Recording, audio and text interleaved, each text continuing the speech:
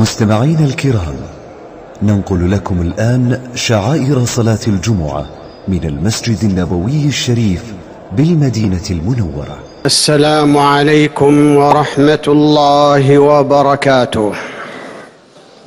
যাবতীয় প্রশংসা আল্লাহ তাআলার, যিনি মানব ও জিন জাতিকে সৃষ্টি করেছেন, অথবা তাদের মধ্যে কিছু আছে অবাধ্য আর কিছু আছে ধার্মিক। আমি তার প্রশংসা করি ও শুকরিয়া আদায় করি। তিনি পরাক্রমশালী এবং ক্ষমাশীল।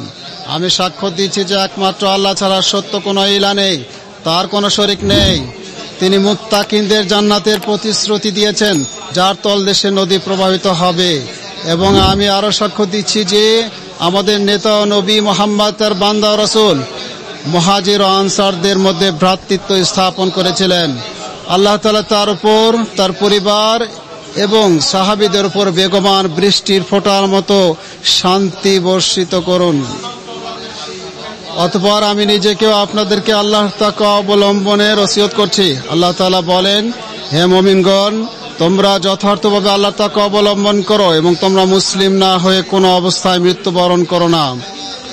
রাসূলুল্লাহ সাল্লাল্লাহু আলাইহি সাল্লামের যুগে মদিনার মাটিতে এমন অমর ঘটনাবলী সংঘটিত হয়েছে যা মহাগ্রন্থ আল কোরআন লিপিবদ্ধ করে রেখেছে এবং বর্ণনাকারীগণ যুগের পর যুগ বর্ণনা করেছে। আর তা হলো সেই আওস ও খাজরাজ গোত্রদ্বয়ের জীবন বৃত্তান্ত, যারা গৌরবের পদক অর্জনের অধিকার লাভ করেছিলেন তথা আল্লাহ তাআলা তাদেরকে আনসার নামে নামকরণ করেছেন। তারা হলেন সেই সকল মহান ব্যক্তিবর্গ যারা রাসূল সাল্লাল্লাহু আলাইহি সাল্লামের যুগে বিদ্যমান ছিলেন। আনসার নামটি এমন যার মহত্ব অবশিষ্ট থাকবে এবং চিহ্ন অক্ষুণ্ণ থাকবে। এটি ইসলামের শ্রেষ্ঠ মর্যাদা ও সুউচ্চ স্তর হিসেবে বিবেচিত। আনসার সাহাবীগণ রাসূলুল্লাহ সাল্লাল্লাহু আলাইহি সাল্লামকে আন্তরিকভাবে ভালোবেসেছিলেন, শক্তি সামর্থ্য দিয়ে তাকে পৃষ্ঠপোষকতা করেছেন এবং হিজরত পরবর্তী রিসালাতের সকল পর্যায়ে দৃঢ়তার সাথে তাকে সাহায্য করেছেন। রাসূল সাল্লাল্লাহু আলাইহি সাল্লামের প্রতি আনসারদের ভালোবাসার উজ্জ্বল চিত্রের অন্যতম হলো মদিনায় আগমনকালে তাকে উষ্ণ অভ্যর্থনা জানানো তথা নবী সাল্লাল্লাহু আলাইহি সাল্লাম যখন মদিনায় প্রবেশ করেছিলেন তখন মদিনাবাসী আনন্দ উল্লাসে বের হয়ে আসে। ফলে ওই দিনটি হয়ে ওঠে অনাবিল আনন্দ ও খুশির দিন। অনুরূপ দিন মদিনাবাসী কখনো দেখেনি, কেননা আল্লাহ তাআলা এই সম্মান দান করেছেন যে তাদের নগরী রাসূল সাল্লাল্লাহু আলাইহি সাল্লাম ও তার মুহাজির সাহাবীদের আশ্রয় দেওয়ার নিবাসে অতঃপর ইসলামের সাহায্য কেন্দ্রে পরিণত হয়েছিল। এই মহৎ কৃতিত্বের সম্প্রসারণ হিসাবে ইতিহাস মুহাজিরদের প্রতি আনসারদের ভালোবাসাকে অমর করে রেখেছে, যে ভালোবাসা ছিল প্রতিশ্রুতি পূরণ, দান ও পরার্থপরতার তাৎপর্য পরিপূর্ণ।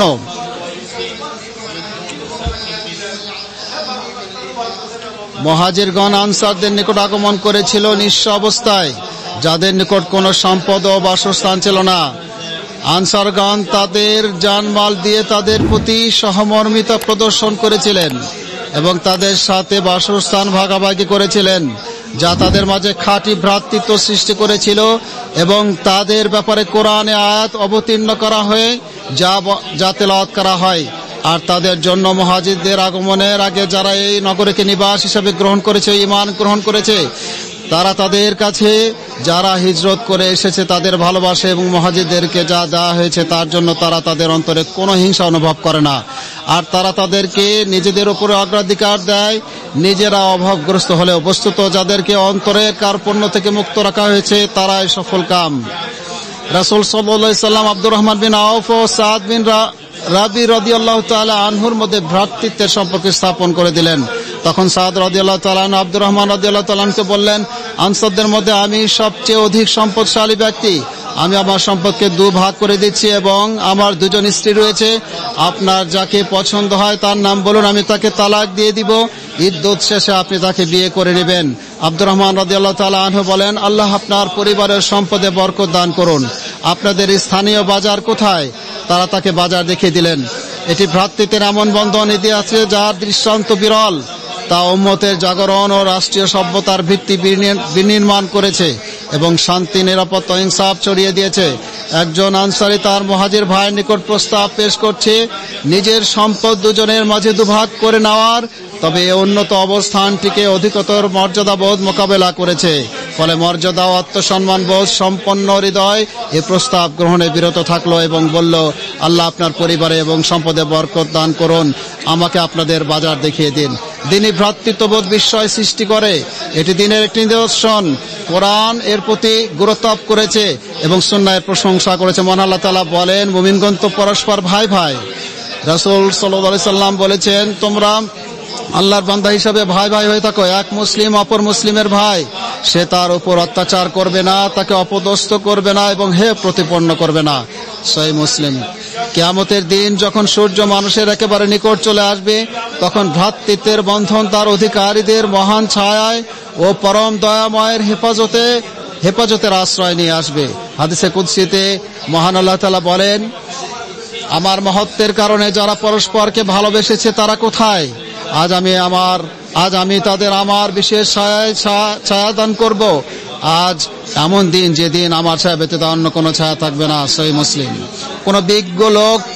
কোন বিজ্ঞ লোকই সন্দেহ পোষণ করবেন না যে ভ্রাতৃত্বের এই বন্ধনকে আমাদের এই যুগে হত্যা করা হয়েছে, যেখানে বস্তুবাদী পন্থাগুলোকে প্রাধান্য দেওয়া হয়, যা আমরা পার্থিব বিলাসিতার প্রতিযোগিতা, দুর্বল ও ভঙ্গুর সম্পর্ক এবং হালকা বন্ধনগুলোর মাঝে দেখতে পাই।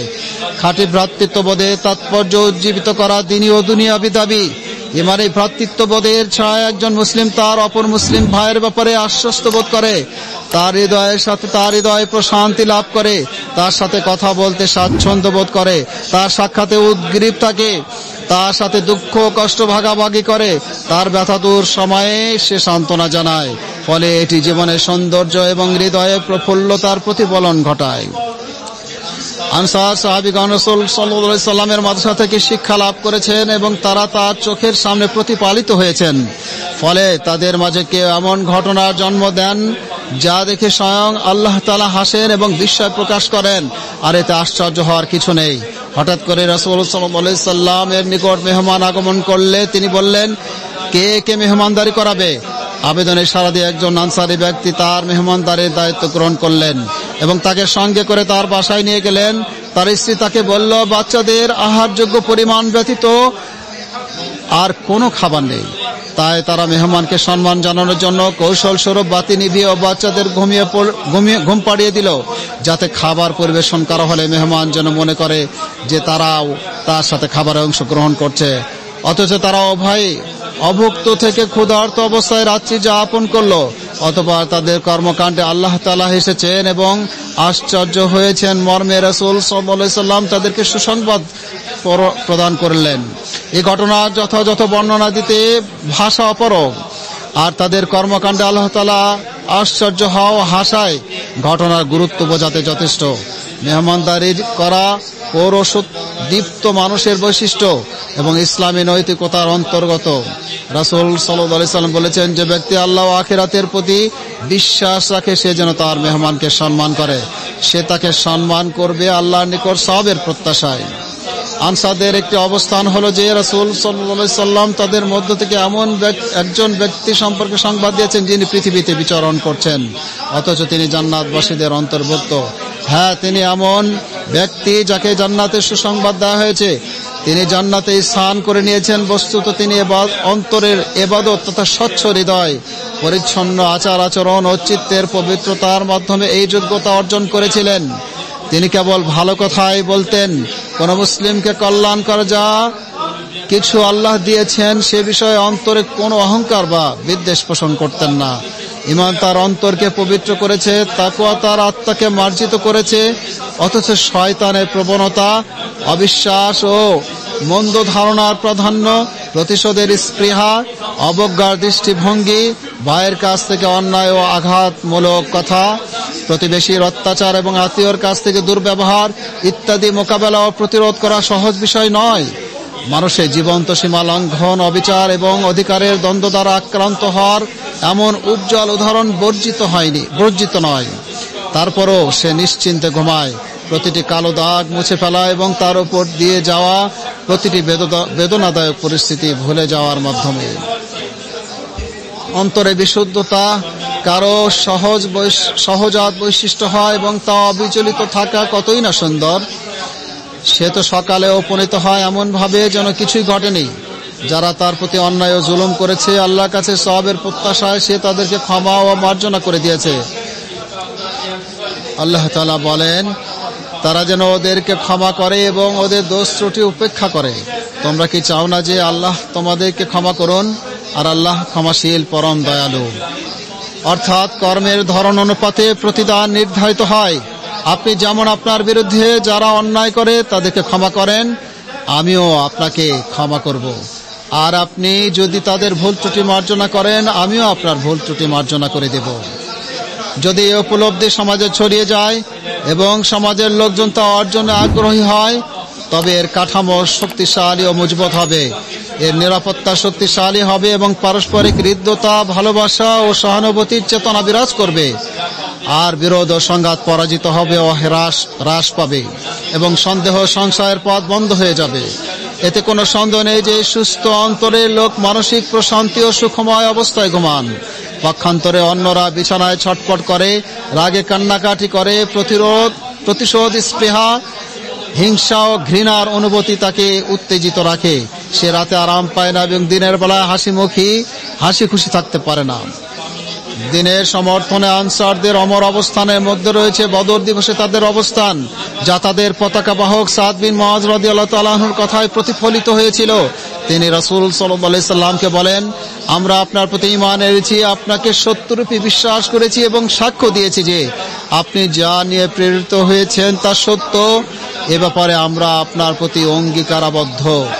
আমরা আনুগত্যের প্রতিশ্রুতি দিচ্ছি এবং সুতরাং হে আল্লাহ রাসূল, আপনি যেভাবে চান চালিয়ে যান। সেই সত্তার কসম যিনি আপনাকে সত্য সহ প্রেরণ করেছেন, আপনি যদি আমাদেরকে সাগর পাড়ি দিতে বলেন এবং তাতে আপনি নেমে পড়েন, তাহলে আমরা একজনও পিছপা হব না, আপনার সাথে নেমে পড়ব।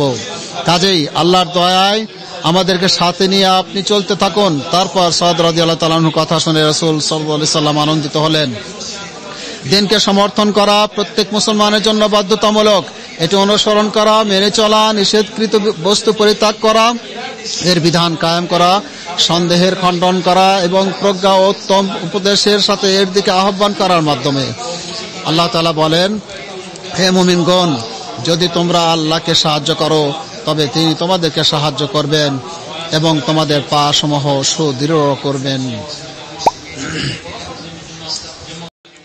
আমি সকল অবস্থাতে আল্লাহর প্রশংসা করি এবং সাক্ষ্য দিচ্ছি যে একমাত্র আল্লাহ ছাড়া সত্য কোনো ইলাহ নেই, তার কোনো শরীক নেই। তিনি মহান, সর্বোচ্চ। এবং আরও সাক্ষ্য দিচ্ছি যে আমাদের নেতা নবী মুহাম্মদ তার বান্দা রাসূল। তিনি মহৎ গুণাবলী, মহিমা এবং সৌন্দর্যের অধিকারী ছিলেন। তার এবং তার পরিবার ও সঙ্গীদের উপরে আল্লাহর শান্তি বর্ষিত হোক। এটি এমন একটি দোয়া যা কিয়ামত পর্যন্ত অব্যাহত থাকবে। অতঃপর আনসারী সাহাবীগণ আল্লাহ রাসূল সাল্লাল্লাহু আলাইহি সাল্লামকে এতটাই ভালোবাসতেন যে তারা তার জন্য নিজেদের প্রাণ উৎসর্গ করেছিলেন। আনাস বিন মালিক রাদিয়াল্লাহু তাআলা আনহু থেকে বর্ণিত, তিনি বলেন,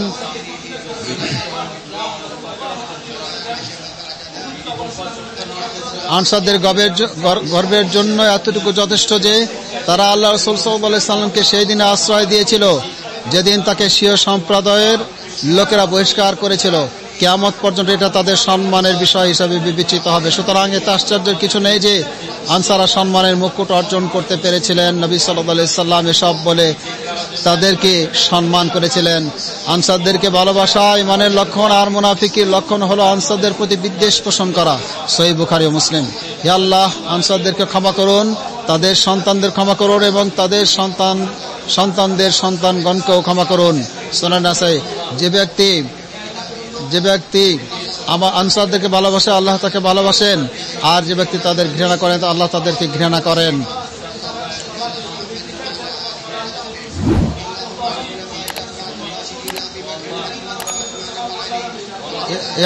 হে আল্লাহ, আমরা আপনার নিকট জান্নাত প্রার্থনা করছি এবং ওই সব কথা ও আমল যা জান্নাতের নিকটবর্তী করে দেয়। আপনার নিকট জাহান্নাম থেকে আশ্রয় প্রার্থনা করছি এবং ওই সব কথা ও আমল থেকে যা জাহান্নামের নিকটবর্তী করে। হে আল্লাহ, আমরা আপনার নিকট যাবতীয় কল্যাণ কামনা করছি, যা তাড়াতাড়ি আসে, যা দেরিতে আসে, যা জানা আছে ও যা জানা নেই। আর আমরা যাবতীয় মন্দ হতে আপনার নিকট আশ্রয় প্রার্থনা করছি, যা দ্রুত আগমনকারী, যা দেরিতে আগমনকারী, যা আমরা জানি আর যা জানি না। হে আল্লাহ, আমরা আপনার নিকট প্রার্থনা করছি কল্যাণ উৎস, সমষ্টি, পরাশক্তি, সূচনা, শেষ, প্রকাশ্য এবং অপ্রকাশ্য, আর জান্নাতের সর্বোচ্চ মর্যাদা প্রার্থনা করছি। হে আল্লাহ, আমাদেরকে সাহায্য করুন, সম্মানিত করেন এবং আমাদেরকে সঠিক পথ দেখান। যারা আমাদের উপর সীমা লঙ্ঘন করে তাদের উপর আমাদেরকে বিজয় করুন। আপনি আমাদের তওবা কবুল করুন, পঙ্কিলতা ধুয়ে পরিষ্কার করে দিন, হুজ্জতকে প্রতিষ্ঠিত করুন, আমাদের ভাষাকে সঠিক করে দিন এবং আমাদের হৃদয়ের কপটতা দূর করে দিন। হে আল্লাহ, আপনি ক্ষমাশীল, ক্ষমা করাকে পছন্দ করেন, ফলে আমাদেরকে ক্ষমা করে দিন। হে আল্লাহ, ফিলিস্তিনদের উপরে কি বিপদ ও দুঃখ দুর্দশায় না নেমে এসেছে তা আপনি জানেন এবং আপনি তো দূর করতে সক্ষম। হে আল্লাহ, আপনি তাদের উপরে যে বিপদ নেমে এসেছে তা দূর করে দিন, তাদের আহতদের চিকিৎসার ব্যবস্থা করে দিন, অসুস্থদের সুস্থতা দিন এবং শত্রুদের বিরুদ্ধে তাদেরকে বিজয় দান করুন। আপনি তাদের সহায় সাহায্য কারণ। হে আল্লাহ, তারা অনাহারী, তাদেরকে আহারের ব্যবস্থা করে দিন, তারা বস্ত্র পাদুকাহীন, তাদের পোশাক ও বাহনের ব্যবস্থা করে দিন এবং তারা নির্যাতিত, তাদেরকে সাহায্য করুন। হে চিরঞ্জীব ও সর্বসত্তার ধারক, আপনার নিকটই সাহায্য চাই। আপনি আমাদের সকল অবস্থা ঠিক করে দিন, এক পলকের জন্য তা আমাদের উপর ন্যস্ত করবেন না। হে আল্লাহ, আমাদের শাসক হারামাইনের খাদেমকে সকল প্রকার কল্যাণ কাজের তৌফিক দিন, তাকেও তার নায়ককে সকল ভালো কাজের তৌফিক দিন। হে আমাদের রব, আমাদের দুনিয়ার কল্যাণ দিন, আখিরাতেও কল্যাণ দিন এবং জাহান্নামের আযাব থেকে রক্ষা করুন।